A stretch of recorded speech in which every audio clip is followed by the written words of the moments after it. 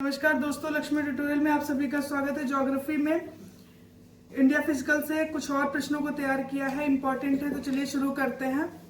पहला प्रश्न है, अंतः उष्णकटिबंधीय अभिसरण क्षेत्र ITCZ के संदर्भ में निम्नलिखित कथनों पर विचार करें।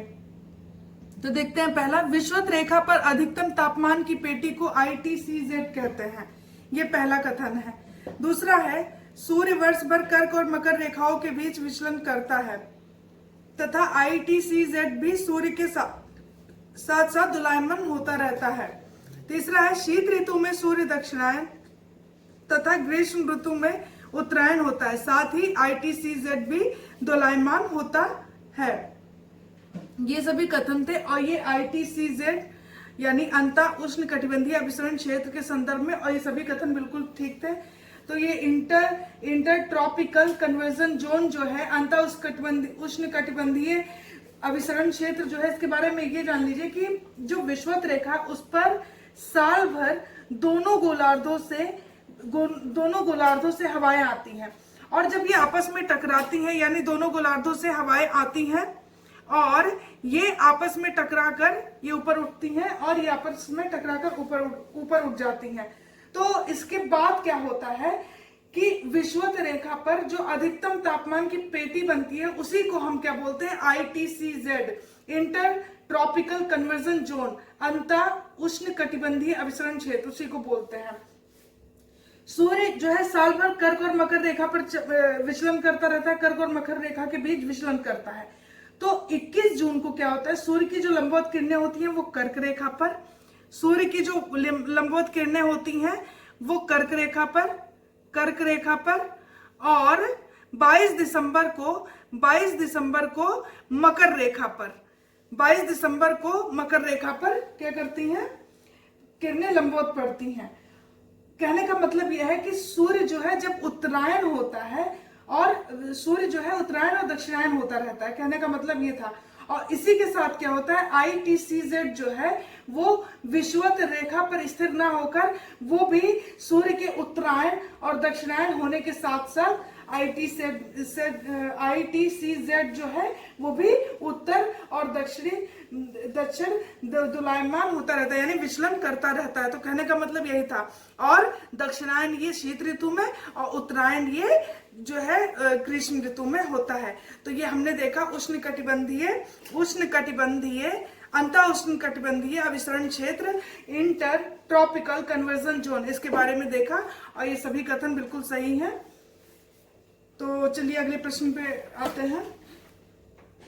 अगला है, दक्षिण पश्चिम मॉनसून की दिशा उत्तर पूर्व है, इसीलिए इसकी अरब सागर शाखा पश्चिमी घाट से टकराकर केरल के मालाबार तट पर मूसलाधार वर्षा करती है।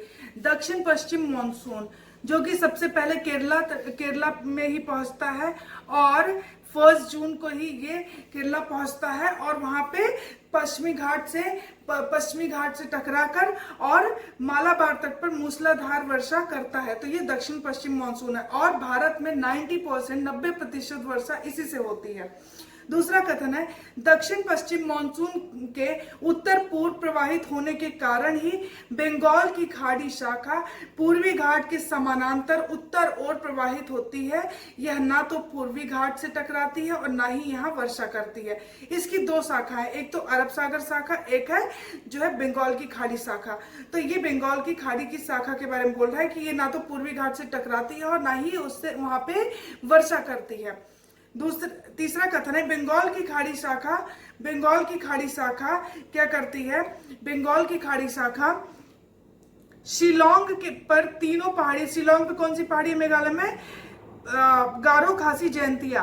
तो ये कह रहा है तीनों पहाड़ियों गारो, खासी और जयंतिया पर वर्षा होती है। तो ये कह रहा है कि बंगाल की खाड़ी शाखा से शिलोंग पठार पर तीनों पहाड़ियां गारो, खासी और जयंतिया, तीनों पर वर्षा होती है बंगाल की खाड़ी शाखा से। तो इसमें से हमें बताना है कौन सा कथन सत्य है। ये तीनों कथन सत्य है, और थोड़ा सा हम मैप में इसे देख भी लेते हैं, मैंने मैपिंग किया है। ये है बंगाल की खाड़ी शाखा, इसको हम देखते हैं। देखिए यहाँ से ये साउथ साउथ वेस्ट मॉनसून ये रहा।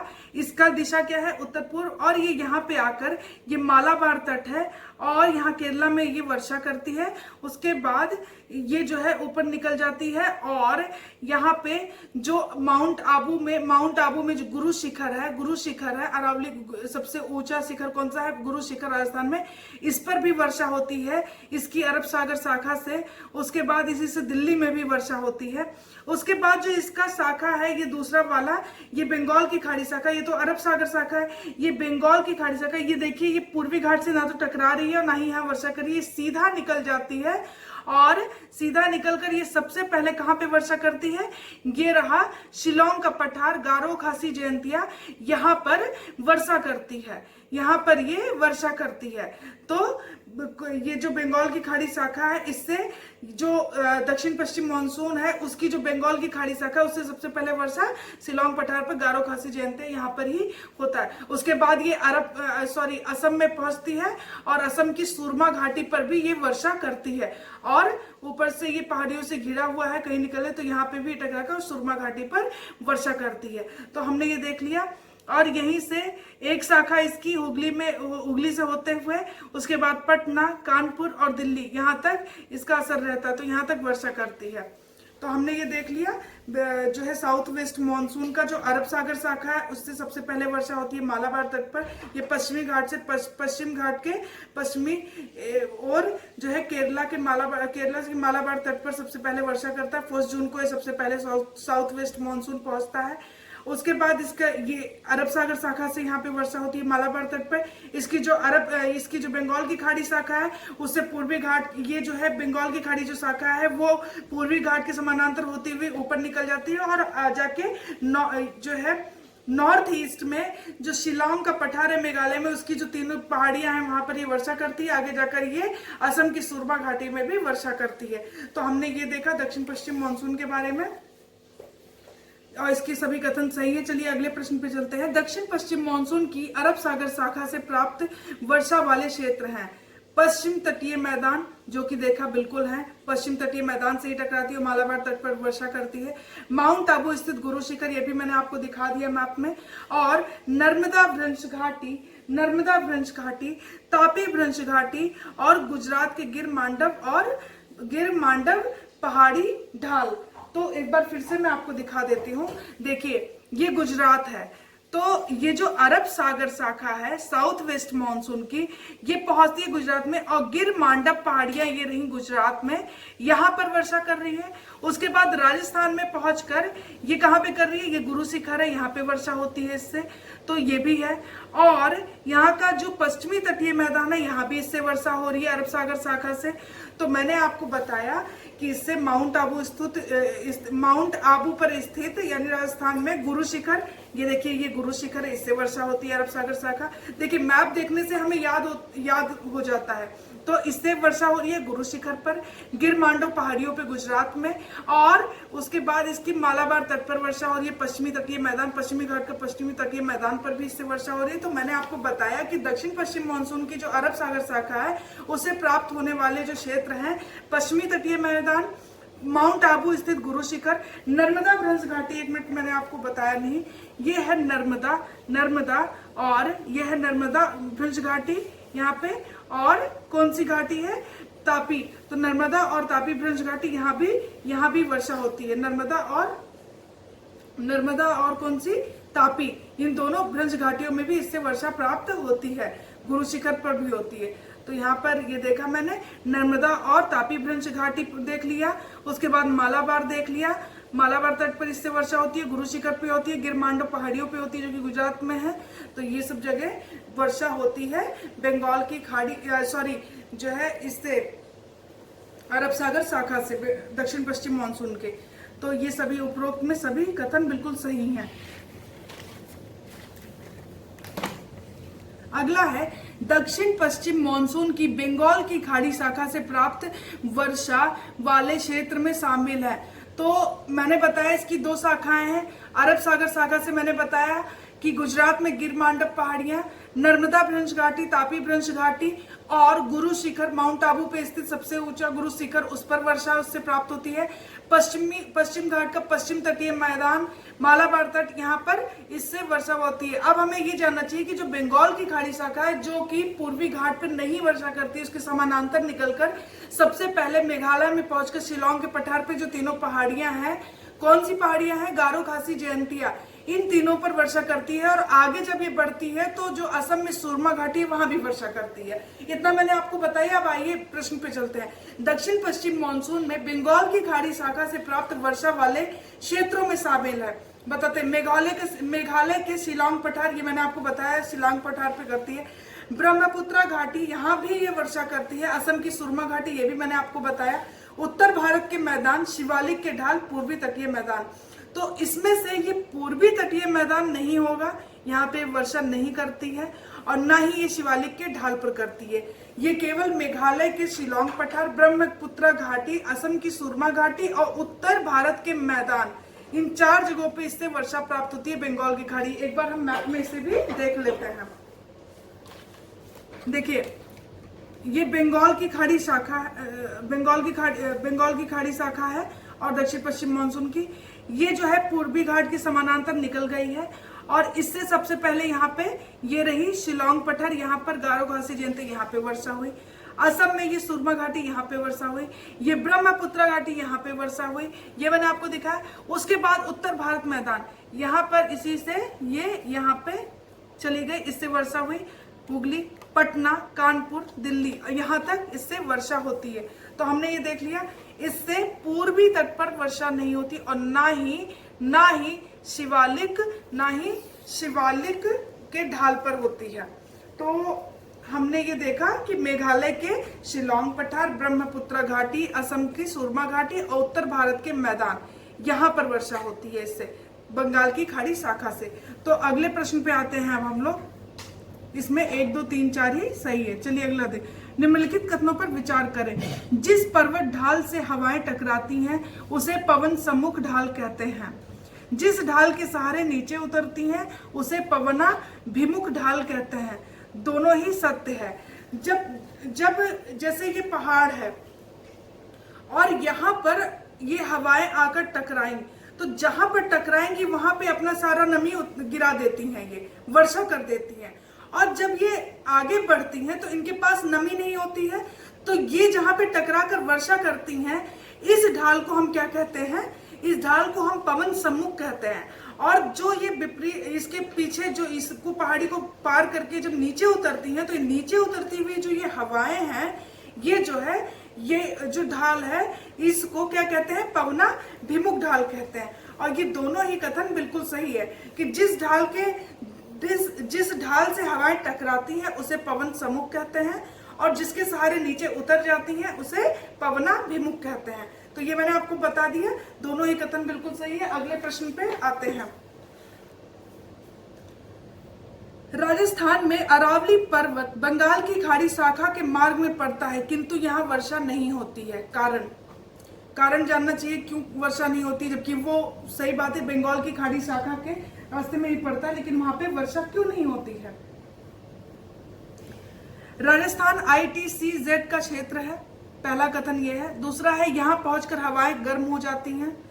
तीसरा है हवाओं की सापेक्षिक आर्द्रता घट जाती है। तो ये तीनों कथन है, और हमें बताना है कि राजस्थान जो है वहां पे वर्षा न होने का कारण क्या है। तो सबसे पहली बात ये कि राजस्थान जो है वो जो है ITCZ का क्षेत्र, यानी कि ये भूमि बहुत ज्यादा गर्म है। और आप ये जानते हैं कि जब भी जो गर्म हवाएं होती है वो ऊपर उठती हैं, और ऊपर उठती जैसे ही ऊंचाई के साथ जो है जो टेम्परेचर होता है उसमें कमी आती जाती है, तापमान में कमी आती है। और जब हवाएं ऊपर जाती हैं, ऊपर बढ़ते हुए जब वो उसकी जो सापेक्षिक आर्द्रता होती है तो वो क्या होती है? बढ़ती है, तब जाके ये क्या करती है? वर्षा करती है। लेकिन यहाँ पे क्या होता है? सापेक्षिक आर्द्रता इन हवाओं की क्या होती है? घट जाती है, जिसके कारण यहाँ पर हवाएं क्या करती हैं? घट जाती है, यानी कि उनके टेम्परेचर में वृद्धि होती है। और जब टेम्परेचर में वृद्धि होगी तो क्या होगा कि ये वर्षा नहीं करेगी। और यही कारण है कि राजस्थान में जो है, राजस्थान में अरावली पर्वत जो कि बंगाल की खाड़ी शाखा के मार्ग में पड़ता है, लेकिन यहाँ वर्षा नहीं होती है। तो इसमें से ये सभी कथन बिल्कुल सही है कि हवाओं की सापेक्षिक आर्द्रता क्या होती है, घट जाती है। यानी कि हवाओं में जो आर्द्रता होती है, यानी कि हवाओं की सापेक्षिक आर्द्रता घटने का मतलब है टेम्परेचर जो होगा वो बढ़ जाएगा, और तापमान जब ज्यादा होगा तो वर्षा नहीं करेगा। गर्म हवाएं ऊपर उठती हैं और ऊपर उठने के साथ ये भारी होती जाती हैं, तब जाके वर्षा करती हैं। और क्या है, यहाँ पहुंचकर हवाएं गर्म हो जाती हैं, तो ये भी कारण है यहाँ वर्षा नहीं करती है। क्यों? क्योंकि ये भूमि बहुत ज्यादा गर्म है। तो ये तीनों ही कथन बिल्कुल सही हैं। अगला प्रश्न है, राजस्थान में अरब सागर शाखा द्वारा वर्षा नहीं हो पाती है। ना तो इसकी बंगाल की खाड़ी, लेकिन अरब सागर शाखा जो है उससे भी यहाँ पे वर्षा नहीं होती है। इसका कारण क्या है? देखिए, मैंने आपसे बताया था कि इसकी जो अरब सागर शाखा है उससे केवल गुरु शिखर पर ही वर्षा होती है। ये मैंने आपको पहले ही बता दिया है, गुरु शिखर जो कि माउंट आबू पे है। लेकिन इसकी अरावली के समानांतर सबसे पहला कारण यह है कि जो ये अरब सागर शाखा है ये अरावली के समानांतर निकल जाती है। ये अरावली रेंज जो है उसके समानांतर निकल जाती है, पहला कारण ये है। दूसरा है, हवाओं की सापेक्षिक आर्द्रता बढ़ जाती है। देखिए, मैंने आपको ये बताया कि हवाओं की सापेक्षिक आर्द्रता घटने पे वर्षा नहीं होगी, अगर बढ़ जाएगी तब तो होगी। तो ये दूसरा कारण तो बिल्कुल गलत है। ये कह रहा है राजस्थान में अरब सागर शाखा द्वारा वर्षा क्यों नहीं होती, इसका कारण ये है क्योंकि यह अरावली के समानांतर निकल जाती है। और ये दूसरा कथन गलत है कि हवाओं की सापेक्षिक आर्द्रता बढ़ जाती है। अगर यहाँ पे होता घट जाती है तो सही था, ये दूसरा कथन गलत है। तो इसमें से केवल पहला ही सही होगा। अगला है, निम्नलिखित में से सत्य कथन का चयन करें। सत्य कथन का चयन करें, देखते हैं क्या है। पूर्वी तटीय मैदानों को दक्षिण पश्चिम मानसून की अरब सागर शाखा से वर्षा प्राप्त होती है। मैंने आपको बताया कि पूर्वी तटीय मैदान का जो ये अरब सागर शाखा है इससे, और ना ही जो है ये क्या नाम है, बंगाल की खाड़ी शाखा, दोनों से ही वर्षा नहीं प्राप्त होता है। तो ये तो कथन बिल्कुल गलत है कि पूर्वी तटीय मैदानों को दक्षिण पश्चिम मानसून की किसी भी शाखा से इसे वर्षा प्राप्त होता है। इसे मैंने आपको बताया था इससे पहले वाले वीडियो में कि जो उत्तर पूर्वी मानसून है जो कि ठंडियों में है उससे वर्षा प्राप्त होती है, और कोरोमंडल तट पे वहां पे पर्याप्त वर्षा होती है। दूसरा कथन है, पूर्वी तटीय मैदानों को वर्षा उष्ण चक्रवातों से प्राप्त होती है। ये दूसरा कथन बिल्कुल सही है, पहला गलत है। क्योंकि मैं आपको फिर से क्लियर कर दूं कि पूर्वी तटीय मैदानों को ना तो दक्षिण पश्चिम मानसून के अरब सागर शाखा और ना ही बंगाल की खाड़ी शाखा, दोनों से किसी से भी इसे वर्षा नहीं प्राप्त होती है। इसे उष्ण कटिबंधीय चक्रवातों से प्राप्त होती है, और नॉर्थ ईस्ट यानी उत्तर पूर्वी मानसून से भी ठंडियों के दिनों में यहाँ वर्षा होती है, जो कि कोरोमंडल तट पर। तो ये हमने देख लिया। आज के लिए इतना ही, और अगर आपको वीडियो अच्छा लगता है तो प्लीज लाइक और सब्सक्राइब करें। Thank you so much.